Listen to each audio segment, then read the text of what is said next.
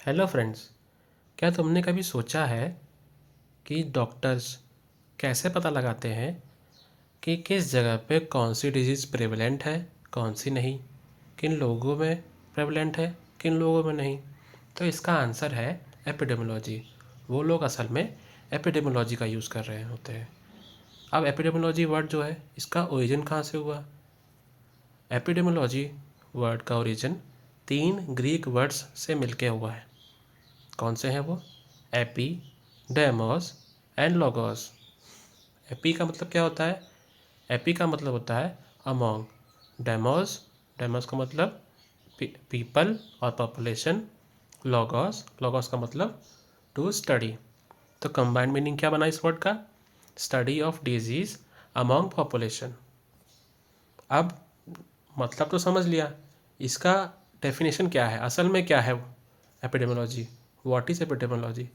तो एपिडेमियोलॉजी की डेफिनेशन है the study of distribution and determinants of health related states और events in a specified population and the application of this study to the control of health problems।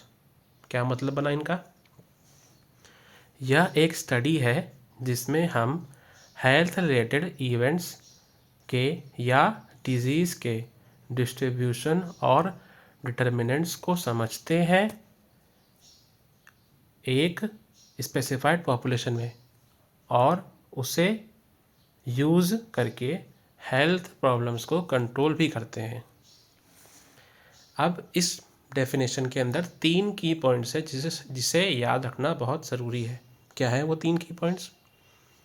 Distribution of disease, determinants of disease and control of health related problems. तो इन 3 की points को समझते हैं। Explanation. जो distribution होता है वो बताता है किसके बारे में? Time, place and person of disease के बारे में। डिटर्मिनेंट्स किसके बारे में बात करता है?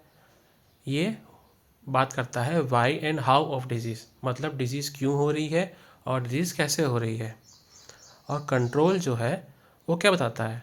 कंट्रोल ऑफ डिजीज़ का मतलब है कि ये हमें डिजीज़ का मैनेजमेंट और प्रिवेंशन को समझाता है। इन इजी वर्ड्स, मतलब आसान वर्ड में समझें तो क्या है इसका मतलब? जो डिस्ट्रीब्यूशन होता है वो डिजीज़ के पैटर्न को सब बताता है कि डिजीज़ कहाँ हो रही है, कब हो रही है, किन लोगों में हो रही है। ठीक है। और जो डिटर्मिनेंट्स है वो पैथोजेनेसिस और ईटियोलॉजी को एक्सप्लेन करता है। ठीक। अगर आपको हमारी वीडियो अच्छी लगी हो तो कृपया करके इसे लाइक करें, शेयर करें, सब्सक्राइब करें और कमेंट करें।